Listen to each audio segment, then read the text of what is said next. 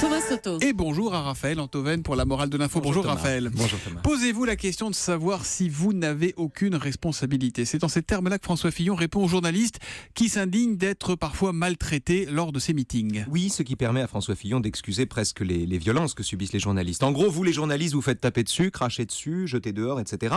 Mais ces débordements regrettables sont à mettre sur le compte de l'acharnement qui les a causés. Si vous n'aviez pas juré ma perte avec le Penelope Gate, on n'en serait pas là, faut comprendre. En fait, ce que demande le candidat, c'est qu'on s'interroge sur les responsabilités des victimes, mais victimes entre guillemets, hein, évidemment, de ces débordements. Voilà. Qui est vraiment responsable entre un journaliste acharné à me détruire et un militant attaché à me défendre ? Celui qui donne les coups, celui qui fait les reportages. C'est la question que pose François Fillon. Et d'ailleurs, c'est une très bonne question. De façon générale, on peut choisir de considérer que pour évaluer correctement un crime ou un délit comme de frapper un journaliste, il convient d'abord de s'interroger sur les responsabilités de sa victime. Ok. Seulement si on pense comme ça, alors il faut le faire sur tous les sujets. Ouais, qu'est-ce que ça donne quand, sur tous les sujets, donc on s'interroge sur les responsabilités de la victime dans l'agression qu'elle subit ? Eh bien, si l'on estime que quand un journaliste se fait frapper, la première question qui se pose, ou l'une des premières questions qui se pose, est celle de sa propre responsabilité dans le coup qu'il a reçu, alors de la même manière, quand un dessinateur se fait assassiner, la première question qui se pose est celle de l'huile qu'il a jetée sur le feu en produisant des dessins impies dans un journal irresponsable. Si sur tous les sujets, l'examen des responsabilités éventuelles de la victime précède l'évaluation des actes, alors, quand un pays comme la France est victime d'un attentat islamiste, ou presque, la première question qui se pose est celle de sa politique étrangère irresponsable qui en est peut-être l'origine.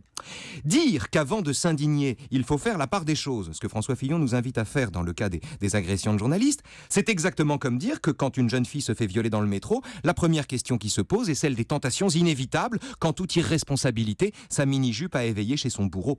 Seulement voilà, bizarrement, ce sont des discours que pour le coup François Fillon refuse de tenir. La recherche des vraies responsabilités s'arrête chez lui aux agressions de journalistes. Et à quoi tient selon vous ce traitement de faveur en C'est quelque un sorte peu mystérieux, Thomas.